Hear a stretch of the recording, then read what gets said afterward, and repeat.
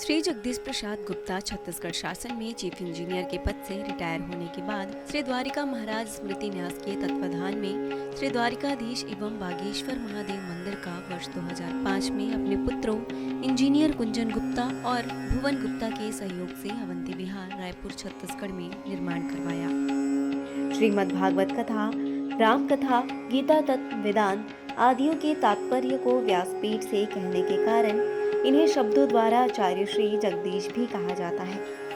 अपना संपूर्ण जीवन परमात्मा की सेवा में दे दिया। आपने परमात्मा भगवान श्री द्वारिकाधीश के दिव्य गुणों और कर्मों को लेकर अभी तक 15 ग्रंथों की रचना की है। इन सभी ग्रंथों को भारतवर्ष के जगत गुरु और महापुरुष संतों के द्वारा आशीर्वाद प्राप्त हुआ है।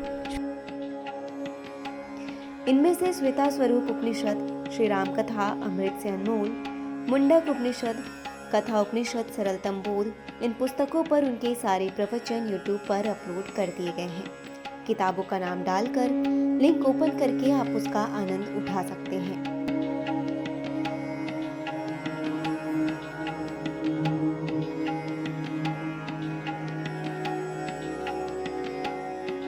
उनके ग्रंथ श्रीमद् भागवत और वेदांत सार के चतुर्थ खंड का अष्टम विचार रामलीला का आश्रय का उद्बोधन सुन रहे हैं आप।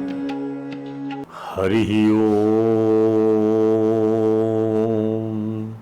समं प्रशांतं सुमुखं दीर्घचारु चतुर्भुजं सुन्दरचारुग्रीवं सुकपोलं शुचिस्मितं समानकर्णविन्यस्तस्फुरन्मकराकृतकुण्डलं हेमाम्बरं घनश्यामं श्रीवत्सांश्रीनिकेतनं शङ्खचक्रगदापद्म वनमालाविभूषितं नूपुरैर्विलसितपादं कौस्तुभप्रभयायुतं द्युमत् किरीट कटक कटिसूत्राङ्गद्युतं सर्वाङ्गमनोहरं हृदं कृपा प्रसादेक्षणं सुकुमारम् अभिध्यायेत्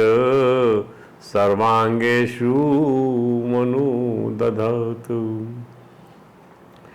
वंशी विभूषित करान्नवनीरदाभात् पीताम्बरा तरुणबिम्ब फलाधरोष्ठात् पूर्णेन्दु सुंदर मुखात् अरविंद नेत्रात् कृष्णात् परं किमपि तत्त्वमहं न जाने।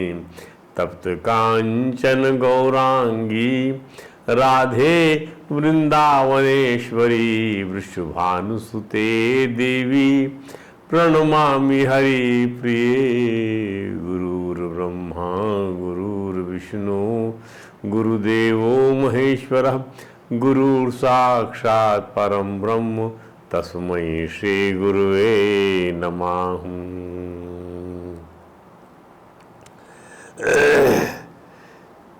आँखें बंद करूं या खोलूं मुझको दर्शन दे देना।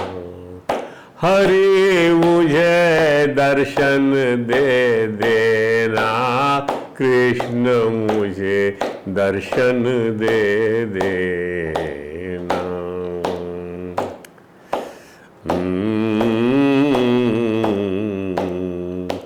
मैं क्या चीज हूँ बंदा तेरा, तू दाता है सबका। तेरे हाथ में सारी दुनिया, मेरे हाथ में क्या है, मेरे हाथ में क्या है। सब में तुझको देखूं ऐसा दर्पण दे देना। हरि मुझे दर्शन दे देना।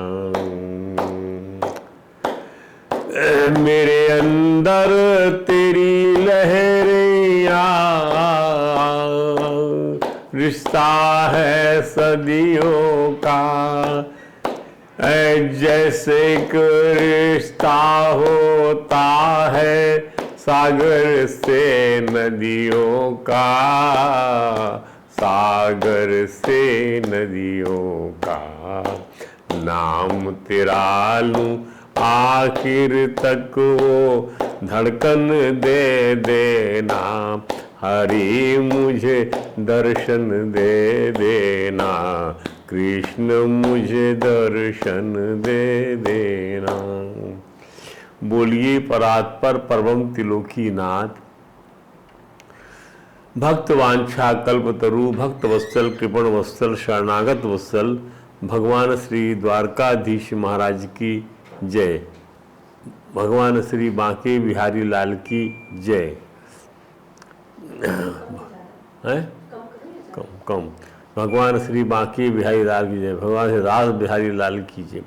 भगवान राधा दामोदर नाथ की जय। राधागढ़ सरकार की जय। श्री सद्गुरु भगवान की जय। समस्त गुरु भगवान की जय। श्री चैतन्य महाप्रभु जी महाराज की जय। देवर्षि नारद जी महाराज की जय। भगवान श्री व्यास जी महाराज की जय। परम भाव भगवान श्री सुखदेव जी महाराज की जय। जय श्री राधे, जय जय श्री श्याम। आइए श्रीमद् भागवत वेदांत सार खंड 4, जिसमें हमने आश्रय तत्व का प्रतिपादन रास लीला के माध्यम से किया है। रास लीला में आपका प्रवेश हो जाए तो आपके ऊपर में आश्रय तत्व जो है कृपालु है, उसकी कृपा बरस रही है आपके ऊपर में। क्योंकि ध्यान दीजिए, पुरुष एक वही है, बाकी सब उसके प्रति समर्पित हैं, वही पुरुष है। अब जिस प्रकार किसी काव्य की आत्मा उसका रस होता है, काव्य की आत्मा क्या है? उसका रस। किसी फल का आत्मा क्या है? उसका रस है। फल में रस नहीं हुआ मतलब क्या है? वो फल किसी उपयोग का नहीं है। जैसे कि आपके अंदर शरीर में रस क्या है? आत्मा ही शरीर में रस है। ये तो शरीर क्या है? शरीर जो है मृत है। उसी प्रकार श्रीमद् भागवत कथा की आत्मा श्री कृष्ण है और वही रस है। रसो वही सह, श्री कृष्ण रूपी रस अंतःकरण की वह शक्ति है जिसके कारण इंद्रियां अपना कार्य करती हैं। मन कल्पना करता है, इसलिए की स्मृति रहती है। रस आनंद रूप है। यही आनंद अन्य सभी अनुभवों का अतिक्रमण भी है। अन्य सभी अनुभवों का ध्यान दीजिए। आदमी इंद्रियों पर संयम करता है तो विषयों से अपने आप हट जाता है, पर उन विषयों के प्रति लगाव नहीं छूटता। संयम करेंगे आप तो विषयों से आप हट गए, चलिए हम नहीं खाते, आज नहीं खाते, उपवास करेंगे। लेकिन एक लगाव है रसना का कि आज काश वो खाना बनता तो हम भी खा लेते, तो ये राग बना रहता है। अब विषयों के प्रति लगाव नहीं छूटता तो गीता में भगवान श्री कृष्ण ने कहते हैं, विषया विनिवर्तन्ते विषया विनिवर्तन्ते निराहारस्य देहिना। निराहार रखने वाले प्राणी का विषय तो निवृत्त हो जाता है, पर मन का जो विषय है, मन में उसके स्वाद का जो चस्का है वो निवृत्त नहीं होता। रसवर्जम, रस नहीं होता उसका। कितना बढ़िया स्वाद था। रसोपि अस्य, वह रस भी निवृत्त हो जाता। परम दृष्टा निवर्तते, उस परमात्मा का साक्षात करके वह राग द्वेष भी निवृत्त हो जाता। ये बड़ी खास बात, ध्यान से समझिएगा। यानी जो आंतरिक अंतःकरण में जो उसकी स्फूर्णा होती परमात्मा की, तो आप समझ लीजिए फिर कुछ भी अच्छा नहीं लगता, केवल वही अच्छा लगता है। ये हमारा अनुभव है। सबका अनुभव है, जो संत भगवान की तरफ चले जाते हैं सबका यही अनुभव आता है। तो अनुभव होने से साधक मनुष्य का रस भी निवृत्त हो जाता है, अर्थात उसकी संसार में रस बुद्धि नहीं रहती। जो पहले थी अब नहीं रहेगी रस बुद्धि। संसार में रस बुद्धि तो आपको परेशान कर रही है, हमको परेशान कर रही है। संसार में रस बुद्धि ऐसी ही है जैसे सपने को देखकर आप आनंद ले रहे हैं और बिना जागे सपना आपका खत्म नहीं होगा। और यदि आप जाग गए हैं तो आपका जो मन का रस चल रहा है, मनोरथ, उसमें सवार हैं आप कि मैं ये बनूंगा या मैं वो बनूंगी, मैं ऐसा करूंगा वो करूंगा, ऐसे करते करते बहुत समय निकल जाता है। तो मनोरथ पर चढ़ के आप चलेंगे तो आप पाएंगे कि अरे मन का काम तो हुआ ही नहीं। तो ये जो है इस बात समझ, संसार में जो रस बुद्धि है, इस मनोरथ से रस बुद्धि आ जाएगी। यार बड़ा अच्छा है, ऐसा हो जाता वैसा हो जाता। यदि ऐसा ही रहता, एक बात हम आपसे पूछते हैं, तो आखिरी सांस तक यही फीलिंग क्यों नहीं बनी रहती? ये हट क्यों जाती है फीलिंग्स? इसका कोई जवाब मुझे देगा?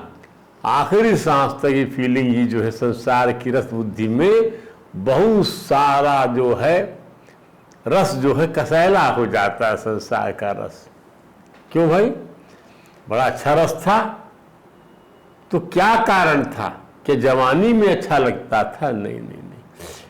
फिर बड़े कहना सुनने वाले लड़के बच्चे थे? नहीं नहीं नहीं।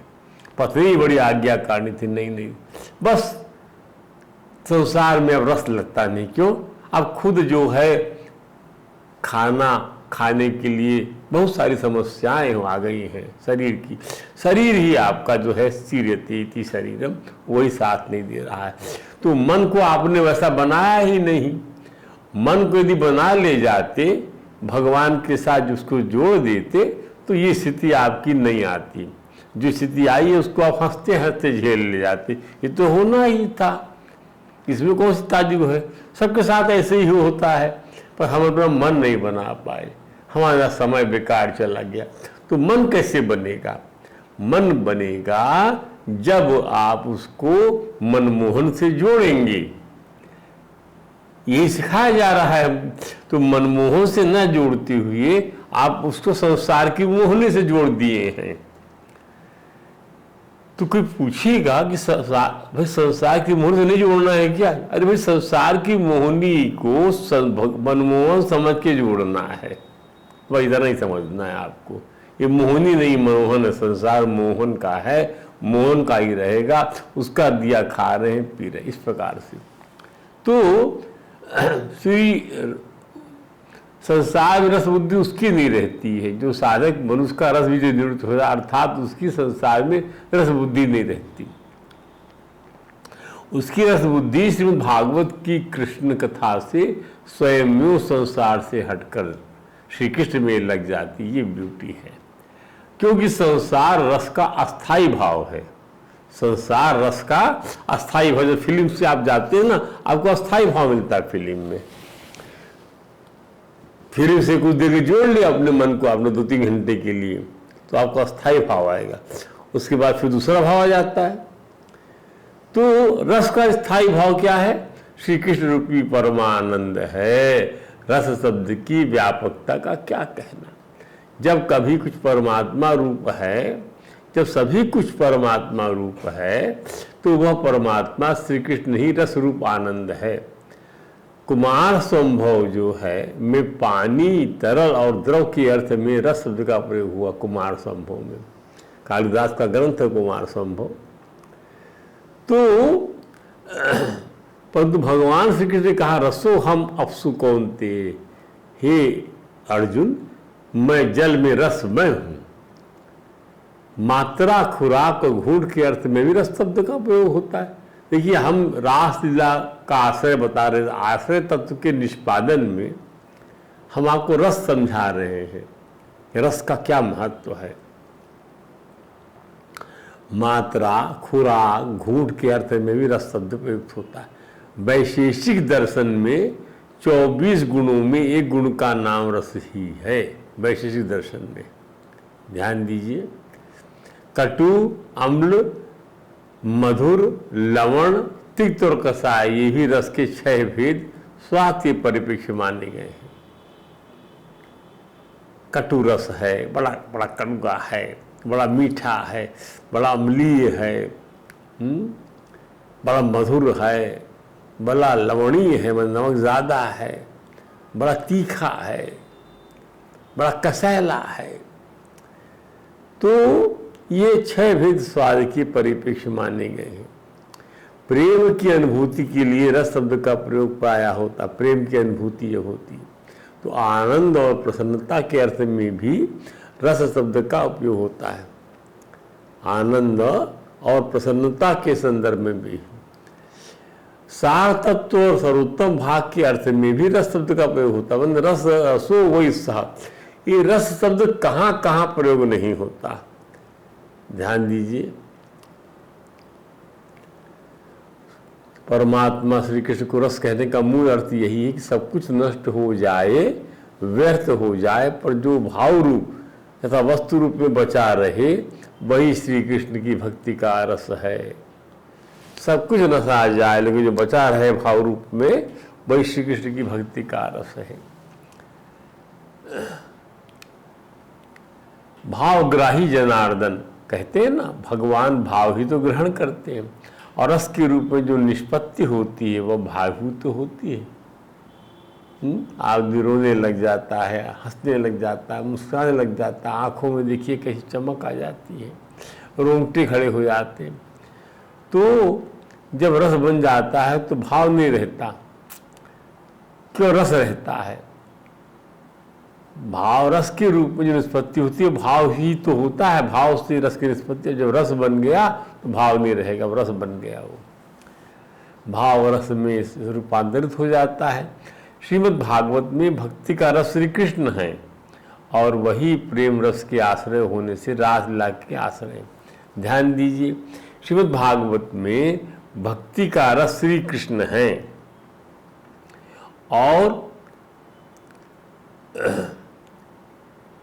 और वही प्रेम रस के आश्रय होने से रासलीला के आश्रय, प्रेम रस के वही आश्रय हैं।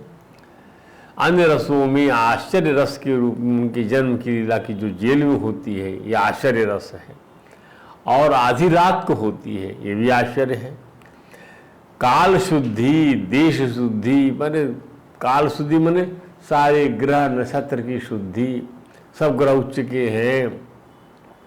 देश शुद्धि, स्थान कहीं कुछ ऐसा वातावरण नहीं कि जलवायु की पानी बहुत ज़्यादा जो है आबो हवा खराब हो रही है, स्थान खराब, ऐसा कुछ नहीं, सब पवित्र बन गया, दिव्यतम बन गया।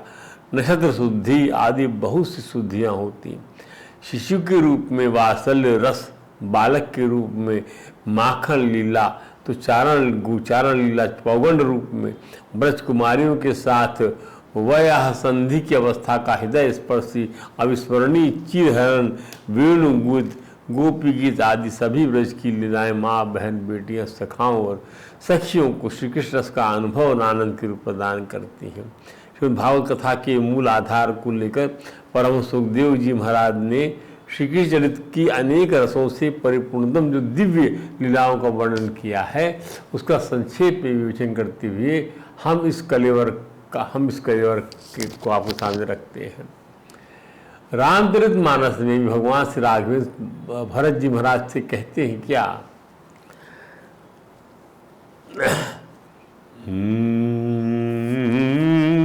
सेवक कर पद नयन से।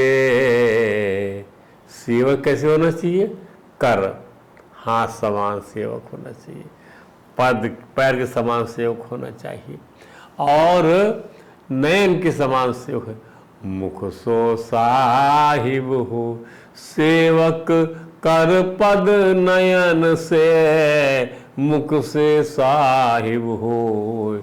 मुख जैसा साहब होना चाहिए, मालिक होना चाहिए। कैसे भाई, अरे मालिक को जरा खरोच लग जाए चेहरे पर, आंख देख लेती तो हाथ आता है वहाँ पर, पैर दौड़ता दवा लाने के लिए, तो सेवक कर पद नयन से मुख सो साहिब हो।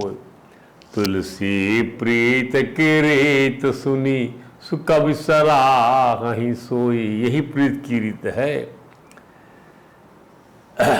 गोस्वामी जी महाराज ने सारा निचोड़ इस दोहे में रख दिया। रस का शाब्दिक अर्थ निचोड़ ही तो है। रस को का शाब्दिक अर्थ क्या? निचोड़ लीजिए, निचोड़ लीजिए। रस को निचोड़ेंगे ना आप। हाथ सेवक बनकर मुख रूपी स्वामी के लिए स्वादु भोजन को पहुंचाकर उसे प्रसन्न करता है। पांव चलकर मुख रूपी स्वामी के लिए प्रसाधन जैसे अनेक काम करता है ताकि मुख रूपी स्वामी को प्रसन्नता हो। हाथ और पांव कर्म इंद्रिय के प्रतीक रूप में मुंह रूपी स्वामी की सेवा करते हैं। आंखें ज्ञान इंद्रिय का प्रतीक बनकर मुख रूपी स्वामी पर कोई भी दाग धब्बा नहीं लगने देती और तत्काल हाथ और पांव रूपी सेवक इंद्रियों को तत्पर बना देती है। मुंह की आभा बनाकर रखने में ये दो कर्म इंद्रियां कौन सी? हाथ और पैर। और एक ज्ञान इंद्रिया माने कौन? आंख। जैसी सेवा करती हैं वैसे ही सेवक को सेवा धर्म प्रेम का धर्म निभा कर अपने स्वामी की सेवा करनी चाहिए। तभी आभावान मुंह में आज्ञा दे सकता है। यदि हाथ मुंह के अनुकूल कार्य न करे, आंखें अनुकूल कार्य न करे, तब मुंह पर होने वाले आक्रमण आघात से कौन बचाएगा? जब सेवक अवहेलना करेगा तब मुंह का चीज खत्म हो जाएगा और उसकी आज्ञा से वह स्वामी स्वयं चोटिल हुए बिना रह पाएगा क्या? मुख जो है चोटिल हो जाएगा। भगवान श्री कृष्ण की सेवा करने के लिए यही आदर्श होना चाहिए। ध्यान दीजिए, कई विद्वान भक्ति तक पहुंचने में ज्ञान तथा त्याग को महत्वपूर्ण कारण मानते हैं। भक्ति तक पहुंचना, हाँ पहुंचना है, तो क्या कारण है पहुंचने के लिए? ज्ञान और त्याग। परंतु इसे वास्तविक नहीं माना जा सकता। ज्ञान और त्याग को, ज्ञान और त्याग को आरंभ में भले ही भक्ति के रास्ते पर चलने के लिए स्वीकार कर लिया जाए, ज्ञान को और त्याग को, किंतु अंततः वह गौण हो जाता है। उनका वह मान नहीं रहता, न ज्ञान का और न त्याग का। क्योंकि भक्ति केवल आश्रित है तो केवल सेवा भाव या सेवा की इच्छा पर आश्रित है। क्या बात है, सेवा पर आश्रित है, अन्य किसी पर नहीं। भक्ति को निष्ठा के अतिरिक्त और कुछ नहीं चाहिए। योग और तपस्या आदि अनेक साधन भव बंधन छुड़ाने में सहायक हो सकते हैं, परंतु हृदय को कठोर भी बने यही बनाते हैं योग और तपस्या। ये भक्ति की उन्नति में वैसे सहायक नहीं हो पाती जैसे श्री कृष्ण का गुणानुवाद सहायक होता है। ध्यान दीजिए, श्रीमद् भागवत कथा वहाँ सहायक होती है। इससे भक्ति परम बनती है। ये कार्य कारण दोनों है और उन परम ब्रह्म तक पहुँचने के लिए भक्ति योग परमहंसों सहित सभी को अपनाना पड़ता है, क्योंकि भक्ति भी परम है। गीता में भगवान श्री कृष्ण ने इसी तत्व को उद्घाटित करते हुए कहा क्या?